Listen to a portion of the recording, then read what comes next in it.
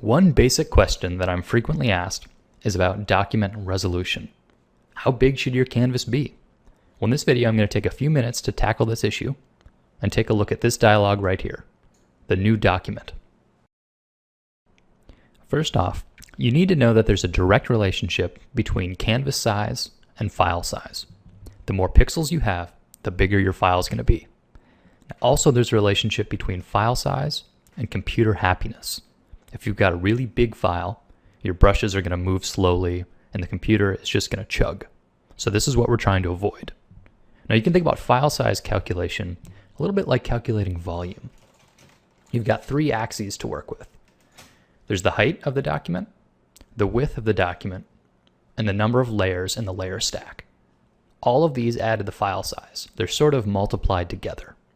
So even if you have a small height and a small width, if you have, say, 150 layers, you're going to end up having a gigantic file. So knowing that a bigger file size means a slower computer and just not a good painting experience, I argue that starting with small resolution is actually to your benefit. Now, a lot of artists will disagree with me on this point, but stick with me and I'll explain my idea. Common wisdom says that you just don't enlarge images on the computer. It's lossy. It's bad practice. So for instance, with this photo, if I were to go to image size, and take it from its 800 pixel width that it's at right now, and make it twice as big, I'll say 1600 pixels wide. If I do that, it gets blurry. It has to invent pixels, and in doing so, it strays from what the original lens captured onto the sensor. So that's bad practice. But that's really for photography. I think with painting, it's a little bit different. So my general process begins small. I like the speed that a small canvas will give me because my computer is totally unburdened.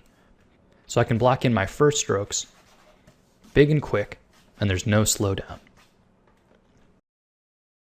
And at some point, I'll have filled my whole canvas. And this is sort of the first pass of the image. It was quick, usually very loose, and it had a certain liveliness to it. But once I've gotten this far, it's going to be time to refine. So this is when I will increase the image size. So if it's 800 now, I'll double it to 1600 pixels wide. All right, so now I've got a lot more canvas to work with, and I can zoom in further. This is when I begin to refine. Now that I've filled my canvas with the large, fast strokes, I'll be working towards slower, more precise strokes as I refine the image.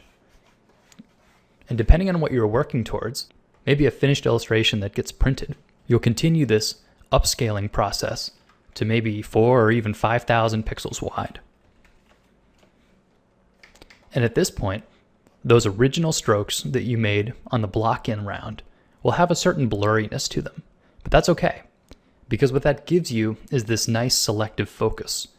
You'll be working carefully on all the close, detailed areas. These are the focal points of the image. But the areas that you don't need the viewer to focus on, the rest of the image, will have a nice sort of loose construction quality to it. Sort of like an oil painting where certain areas are left a little bit unfinished. I find that the upscaling process really facilitates this look. So I know at this point you might be thinking, well, wait, this is the exact opposite of what I've been taught. And that might be true.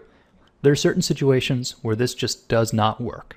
For instance, if you've got technical line drawings or maybe a comic book page that you're coloring, you want to keep that as high resolution as possible from the beginning.